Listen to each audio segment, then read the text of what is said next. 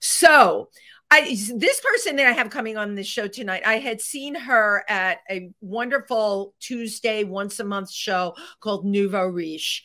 And it wasn't just her piano playing, it was her energy. It was the fact she did a cover song that night, but she made that cover song so much her own. This is what I love to say about my next guest. She may have left her heart in San Francisco, but you know what? She was born to be in New York. She is known for her show Under the Golden Gate Bridge and her book, Girl Shock. I dressed as a girl for Halloween and she took over my life. Hate when that happens. But she is brilliant, left brain, right brain, and my God, does she have stories? Without further ado, let's give a warm round of applause for Maria Konner. Hello, everybody. Hello, Wendy. Thank you so much for the intro. You were what, 15 years in San Francisco? I was in the city of San Francisco for 15 years. Before that, I was a straight boy in the suburbs, married to a woman, living on a golf course on a cul-de-sac. The neighbors drank wine. I played golf. You know. Okay. We're backtracking here, Maria, because I love, first of all, I love transformation. Anyone who knows me knows that. But it is hard to believe that, my God, you got a golf course, huh? I'd be ready to jump out of my skin. I actually played golf. I wasn't like a crazy, like I'm a person, like I love doing lots of different things. And golf is something to do, you know, and I did it occasionally. But I liked living on a golf course and I could hear crickets and frogs at night. That's what I really actually. I lived the fairway was right behind my apartment, my house. So not only were you on a golf course, you were on the fairway. I was on the 12th fairway. I don't even know what that is. I'm not a golfer. I just can't even imagine. It's like you're living in the suburbs, but you can actually hear crickets and frogs, and your backyard is dark. I grew up in a house like that. I grew up in the suburbs.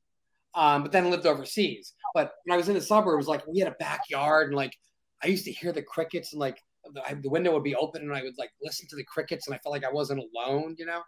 I like hearing insects and animals. My wife at the time, I wanted to sleep with the door open, and she's like, "The frogs are keeping me awake," and I'm like, "I want to hear the frogs." We couldn't agree on anything. I know, but that was the beginning and the end. If you have a partner that doesn't like the sound of frogs, and you do, Maria, that is a red flag. You need to be able to like frogs. So then I escaped from the suburbs, and that's where the story begins. The story begins okay, so that's the book. Can you, hold it up again. So give it a moment. Right. So you lived this existence in the suburbs for how long? My God, the suburbs in California for 10 years? 10 years. Wow. And then I lived in the suburbs. I lived in the suburbs my whole life, other than when I lived overseas when I was a kid. Right. Now, how long were you married for? How long were you married for? I was married for 4 years. Okay. And, I worked in tech. I mean, I still do. I commuted to Silicon Valley. My neighbors talked about wine.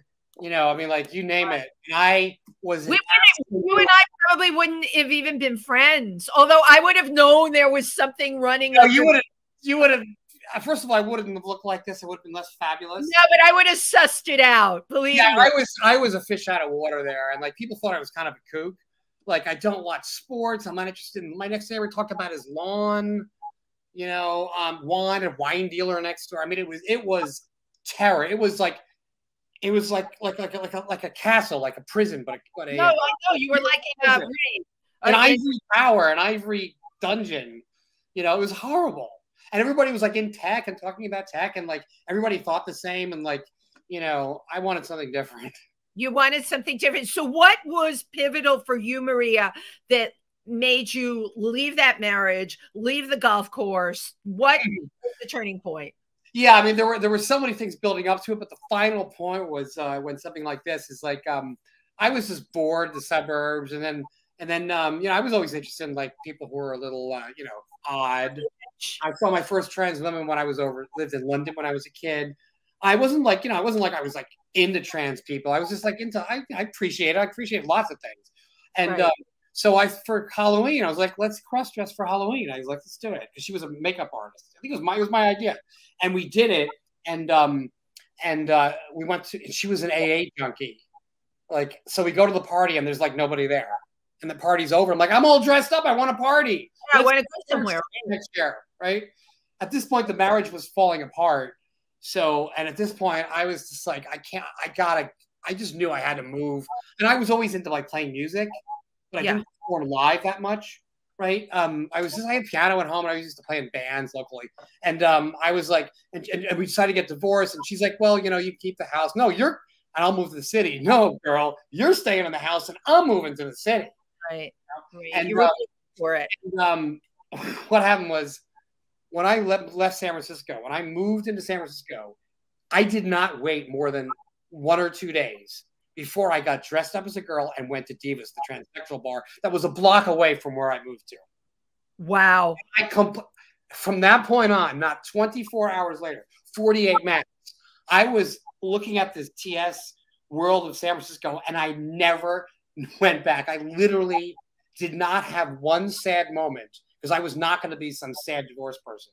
So you moved out of your house, because I want the whole story. You moved out of your house in the suburbs. She kept the house. You moved to San Francisco proper, you know, the city. Yes. You had an apartment a block away from Divas. Divas, right? Which is in this book, of course. Right. And, this book, yeah, because I do want to talk about that. And the rest was a block away from the TS bar. We're not talking about any TS bar. We're talking about one of the most famous TS bars in the world.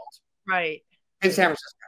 Yeah. Can you tell our audience what those initials stand for, Maria? Divas?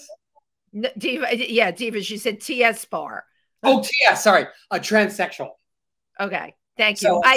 So you, and that was what, 15 years of your life in San Francisco? That was 15 years of my life. Wow. And, you know, once I started doing that, it was just like, next thing you know, since I'm a pianist, somebody pulled me up to the piano. I mean, they didn't have to pull very hard. At Martuni's, the big piano bar in San Francisco. And next thing you know, it's like I'm performing as a woman. Like, oh, how did that happen? You know, like it was just like.